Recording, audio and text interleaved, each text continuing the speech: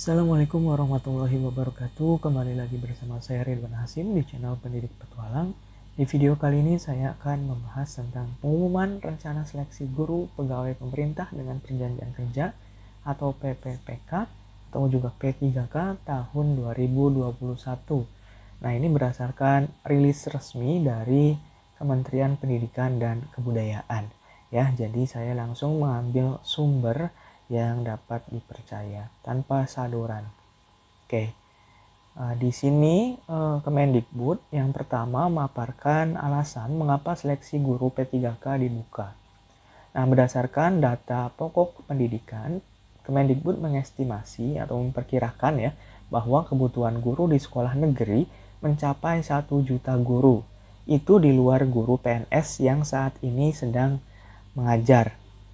Nah, berarti bahwa ini kebutuhan guru di seluruh Indonesia ya, baik sekolah dasar sampai dengan sekolah menengah atas, SMA dan sederajat, bahkan juga barangkali dari TK ya. Ini memang dibutuhkan guru-guru yang berkompeten. Itu ditegaskan oleh Kemendikbud dengan bersama juga bahkan Pak Kiai Ma'ruf Amin ya, yang mengatakan bahwa saat ini dibutuhkan banyak guru, di satu sisi juga dibutuhkan kompetensi, sehingga PPK ini dilakukan atau dibuka untuk memberikan kesempatan bagi guru-guru yang memiliki kompetensi mengajar untuk bisa menjadi pegawai pemerintah dengan perjanjian kerja.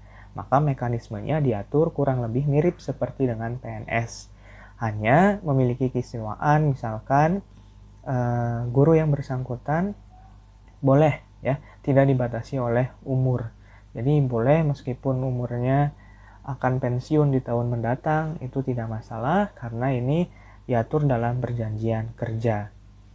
Oke, jadi di sini di luar guru PNS yang saat ini mengajar. Artinya untuk guru-guru yang saat ini kawan-kawan misalkan mengajar di sekolah swasta, maka kawan-kawan juga memiliki kesempatan yang sama asal memiliki persyaratan yang dibutuhkan. Nah, nanti akan saya jelaskan berdasarkan rilis resmi dari Kemendikbud di sini. Oke, kemudian pembukaan seleksi untuk menjadi guru PPK adalah upaya menyediakan kesempatan yang adil untuk guru-guru honorer yang kompeten. Nah, ini yang memiliki kompetensi tadi ya, agar mendapatkan penghasilan yang layak. Mengapa di sini dikatakan penghasilan yang layak? Karena PPK sendiri untuk status gaji dan pangkatnya itu kan hampir mirip dengan PNS ya. Untuk status kan mirip-mirip lah meskipun ada perbedaan kata.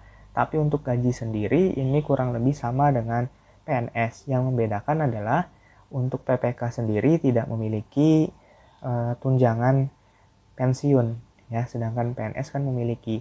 Tapi kementerian juga beserta kementerian yang lain Menpan RB maksud saya, itu menyediakan kesempatan bagi guru-guru yang nantinya lolos tes P3K ini boleh agar mengajukan diri untuk memiliki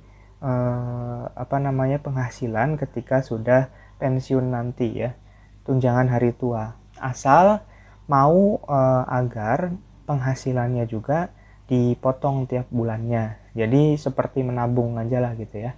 Tapi sebenarnya mekanisme ini juga mirip dengan PNS sebenarnya kalau demikian. Karena sebenarnya PNS juga itu kan ada uang tunjangan hari tua atau pensiunnya itu memang sebagian juga didapatkan dari tabungan kita gitu ya, yang langsung dipotong oleh kementerian begitu. Jadi sebenarnya mirip-mirip. Jadi ini tidak masalah sebenarnya untuk masalah penghasilan. Ya, saya katakan tidak ada bedanya dengan PNS karena mekanismenya kalaupun kita ingin mendapatkan tunjangan hari tua atau pensiun ya, ketika pensiun itu juga tetap bisa asal kita mau agar uang yang kita dapatkan tiap bulannya itu ditabungkan. Jadi kurang lebihnya mekanismenya hampir sama sebenarnya dengan PNS ya. Jadi kesempatan yang besar bagi kawan-kawan yang apalagi yang sudah mengajar lama kemudian untuk menjadi PNS sulit, entah itu karena mekanismenya yang terlalu sulit misalkan ya, atau juga karena permasalahan lain misalkan umur sulit untuk belajar karena memiliki anak dan lain sebagainya. Jadi ini kesempatan yang besar. Nah, di sini dijelaskan juga siapa yang dapat mendaftar dan mengikuti seleksi. Pemerintah membuka kesempatan bagi pertama, guru honorer di sekolah negeri dan swasta yang terdaftar di data pokok pendidikan. Artinya, untuk siapa saja kawan-kawan yang menjadi guru honorer di sekolah negeri atau swasta itu berhak untuk mengikuti tes P3K di tahun 2021 mendatang, asal terdaftar di data pokok pendidikan. Nah, bagaimana seandainya ada kawan-kawan yang saat ini posisinya sudah tidak menjadi guru, gitu ya? Ada kan beberapa kawan misalkan di tahun lalu mengikuti tes SKB ya, seleksi kompetensi bidang, dan diharuskan oleh sekolahnya memilih misalkan. Nah, ini ada beberapa kasus melanjutkan PNS atau melepas statusnya sebagai guru di sekolah tersebut. Nah, untuk kasus demikian, karena sekarang sudah melepas tapi CPNS-nya juga tidak lolos, maka itu kawan-kawan masih bisa mendaftar asal ini. Meskipun tidak memiliki sekolah saat ini ya, atau saat ini tidak bekerja, tidak mengajar, tapi kalau misalkan data pokok pendidikannya masih terdaftar di Dapodik, maka kawan-kawan masih memiliki kesempatan untuk mengikuti seleksi P3K ini. Oke, jadi kalau misalkan ada kawan-kawan yang saat ini statusnya tidak mengajar, coba kawan-kawan cek ya di Dapodik apakah masih terdaftar atau tidak. Nah, bagaimana kalau tidak? Mungkin kawan-kawan bisa mengurus ini dari sekarang ya, ingat dari sekarang ke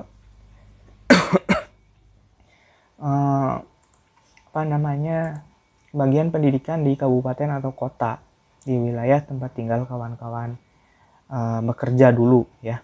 Oke, kemudian kedua, lulusan pendidikan profesi guru yang saat ini tidak mengajar. Khusus untuk lulusan PPG ya, pendidikan profesi guru yang saat ini tidak mengajar itu bisa langsung ya dipastikan untuk mengikuti tes seleksi P3K ini. Di luar tadi kawan-kawan yang memang melepas untuk sementara waktu mengajarnya. Nah, ini harus melakukan koordinasi dengan dinas pendidikan setempat di mana kawan-kawan mengajar terakhir kali.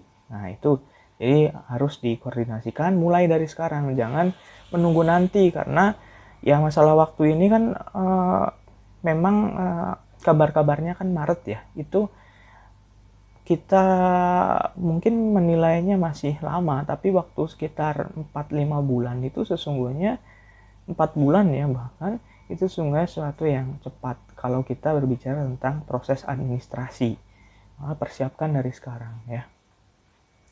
Kemudian termasuk guru eks tenaga honorer kategori 2 yang belum pernah lulus seleksi menjadi PNS atau PPK sebelumnya. Nah, ini juga untuk kawan-kawan guru eks tenaga honorer kategori 2, K2 ya, yang belum pernah lulus seleksi PNS atau PPK, ini juga diperkenankan untuk mengikuti seleksi P3K. Kemudian, ini spesialnya P3K di tahun 2021. Apa yang membuat seleksi guru P3K kali ini berbeda dari tahun-tahun sebelumnya? Ini perbedaan dari tahun sebelumnya. Misalkan kita ambil contoh di 2019 ya. Tahun sebelumnya itu formasi guru PPK terbatas. Artinya dibatasi, memang sangat terbatas sekali karena juga ada PNS juga kurang lebihnya sama ya untuk pembukaan lowongan guru dan di instansi lain misalkan. Kemudian di tahun 2021 ini tahun yang akan datang ya, semua guru honorer dan lulusan PPG bisa mendaftar. Nah, ini artinya semua guru honorer yang tadi yang terdaftar di Dapodik berarti ya, dan lulusan PPG bisa mendaftar dan mengikuti seleksi tanpa terkecuali asal ada syarat tadi ya, administrasinya. Kemudian dan semua yang lulus seleksi akan menjadi guru P3K hingga batas 1 juta guru. Ini batas formasi secara keseluruhan ya untuk nasional, skala nasional. Jadi sangat besar sekali jumlahnya 1 juta guru. Ya, ini kesempatannya sangat luar biasa besar untuk kawan-kawan mendaftar dan lolos di seleksi P3K tahun depan. Kemudian di sini agar pemerintah bisa mencapai target 1 juta guru, pemerintah pusat mengundang pemerintah daerah untuk mengajukan formasi lebih banyak sesuai kebutuhan. Nah, jika kebutuhan untuk formasi CPNS di tahun lalu, misalkan di tahun 2019, 2018, bahkan di tahun 2001 juga akan dibatasi ya, karena waktu itu kan Menteri Menpan RB ya, Menteri Pendayagunaan Aparatur Negara, Pak Cahyokumolo mengatakan bahwa belum tentu ketika ada 10 orang yang pensiun, maka yang diambil atau diajukan untuk formasi itu benar-benar 10. Bisa saja setengahnya 5 atau bahkan hanya 1 saja. Karena disesuaikan dengan faktor kebutuhan, kemudian dana, kan sekarang sedang COVID ya. Kemudian juga dengan, maksudnya dana itu anggaran ya. Kemudian berkaitan juga dengan faktor efektivitas kerja melalui teknologi. Nah, tapi untuk PPK ini spesialnya adalah ini lebih banyak formasi sesuai kebutuhan. Artinya kalau kebutuhan di suatu sekolah itu 10, maka PPK yang dibutuhkan juga formasinya itu ada 10 di satu sekolah. Nah, jadi ini kesempatan besar bagi kawan-kawan agar mempersiapkan diri dengan baik di PPK ini ya. Kemudian setiap pendaftar diberi kesempatan mengikuti ujian seleksi sebanyak 1 kali per tahun. Itu tahun sebelumnya. Bagaimana tahun sekarang, tahun 2021? Setiap pendaftar diberi kesempatan mengikuti ujian seleksi sampai 3 kali. Wah, ini luar biasa. Jika tahun sebelumnya hanya 1, maka kawan-kawan sekarang kalau misalkan gagal, itu bisa diberi kesempatan sampai 3 kali dalam 1 tahun. Meskipun ini masih digodok ya. 3 kali itu maksimumnya kan, mungkin sampai 2 kali lah, tapi kita anggap saja sampai 3 kali kan, ini sesuatu yang bisa kita aminkan ya, aminkan saja. Luar biasa. Jadi kesempatan kawan-kawan bisa lebih cepat untuk bisa menjadi PPK. Jika gagal pada kesempatan pertama, dapat belajar dan mengulang ujian hingga 2 kali lagi di tahun yang sama atau berikutnya. Nah, di sini ada kata di tahun yang sama atau berikutnya. Artinya kawan-kawan di tahun yang sama itu, misalkan di tahun 2021, di Maret kawan-kawan gagal, nauzubillah ya, semoga langsung lulus. Kemudian di bulan-bulan berikutnya, rentan berapa bulan, itu ada tes lagi, nah itu kawan-kawan bisa masuk. Atau misalkan range bulannya tidak terlalu jauh, maka bisa 3 kali mengikuti seleksi ya, kesempatannya 3 kali. Tapi atau di tahun berikutnya, artinya bukan hanya di tahun 2021, dimungkinkan tahun 2020 juga masih ada untuk pengangkatan guru PPPK atau P3K. Ya, jadi ini spesial yang keduanya. Kemudian ketiga, tidak ada materi persiapan untuk pendaftar di tahun sebelumnya. Kalau sekarang, Kemendikbud akan menyediakan materi pembelajaran secara daring untuk membantu pendaftar mempersiapkan diri sebelum ujian seleksi. Jadi untuk nanti Kemendikbud ini lagi menyiapkan ya materi pembelajaran secara daring. Jadi kawan-kawan bisa langsung belajar secara daring melalui sistem yang akan dibuat oleh Kemendikbud nantinya. Jadi ini lebih praktis ya, ketimbang misalkan kawan-kawan belajar dari YouTube misalkan, karena kan soalnya juga pasti berbeda, di tahun-tahun sebelumnya pasti berbeda, dan soal yang disajikan YouTube itu untuk soal-soal P3K berbasis keilmuan berarti ya, itu kan soal yang pasti. Artinya soal yang pasti itu soalnya itu berdasarkan atau berbasis teori. Jadi bisa jadi soal yang dikemukakan di YouTube, berbagai channel YouTube itu berbeda dengan yang dibuat oleh Kemendikbud. Ya, tapi dengan adanya sistem yang nanti dibuat ini akan memudahkan kawan-kawan untuk belajar secara daring. Tapi untuk yang CPNS, ini tentu harus juga membahas dari channel-channel YouTube ya, termasuk dari channel ini juga, karena jelas soalnya bukan hanya teori. Kalau untuk CPNS kan soalnya lebih beragam dan HOTS ya, high order thinking. Jadi perlu untuk memperkaya wawasan juga pemahaman dalam suatu masalah atau konteks, sehingga perlu memahami dari berbagai pembahasan misalkan dari channel YouTube. Berbeda dengan guru P3K yang nantinya, kalau sekarang kawan-kawan yang ingin daftar P3K bolehlah mempersiapkan diri dengan belajar YouTube di YouTube juga, karena Mungkin ada kawan-kawan yang berpikiran, lebih baik saya mencoba dulu untuk PNS karena waktunya masih ada 1 tahun lagi. Tapi untuk kawan-kawan yang memang sudah tidak bisa mendaftar CPNS, ya silahkan langsung saja mendaftar guru PPK dengan berbagai pembahasan yang ada di tahun sebelumnya, itu juga bisa menjadi acuan ya. Kemudian di yang dulu juga ini pemerintah daerah harus menyiapkan anggaran gaji peserta yang lulus seleksi guru PPK. Tapi untuk tahun sekarang pemerintah pusat yang menyediakan anggaran bagi gaji semua guru yang lulus seleksi P3K. Ya, ini saya pikir tidak perlu dijelaskan karena menjadi bagian dari urusan pemerintah ya. Kita tidak terlalu berjam tentang ini. Oke, selanjutnya biaya penyelenggaraan ujian ditanggung oleh pemerintah daerah. Kalau sekarang ujian penyelenggaraan ditanggung oleh Kemendikbud, ini juga saya rasa tidak perlu dijelaskan karena menjadi kewenangan dari Kemendikbud sendiri. Oke, barangkali itu saja yang bisa saya sampaikan di dalam video ini. Mohon maaf apabila ada salah-salah kata. Untuk kawan-kawan silahkan mulai pelajari soal-soal dari materi atau kisi-kisi dari seleksi guru P3K ya, berdasarkan edaran resmi dari atau siaran pers dari Kemendikbud ya, karena lebih jelas, lebih bisa dipertanggungjawabkan informasinya ketimbang dari berita-berita online misalkan. Jadi ini sumbernya langsung dari Kemendikbud. Juga untuk kawan-kawan yang memiliki pertimbangan lain, misalkan umurnya masih muda, kemudian masih dimungkinkan mengikuti tes CPNS, silahkan ikuti saja PNS kalau menurut saran saya, karena kesempatannya masih ada.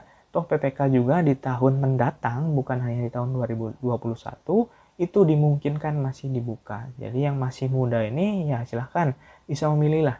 Ya, tapi saran saya silahkan berusaha dulu di CPNS apabila masih ada ya dibuka dan formasinya lumayan banyak. Silahkan berusaha dulu. Nah, kalau tidak bisa, baru bisa mengajukan ke PPK. Karena ternyata PPK ini dibukanya bukan hanya sekali ya kesempatannya, tapi sampai 3 kali dalam kurun waktu 1 tahun sampai tahun berikutnya. Ya, jadi silakan jadi pertimbangan bagi kawan-kawan. Mohon maaf atas segala kekurangannya. Akhir kata, wassalamualaikum warahmatullahi wabarakatuh.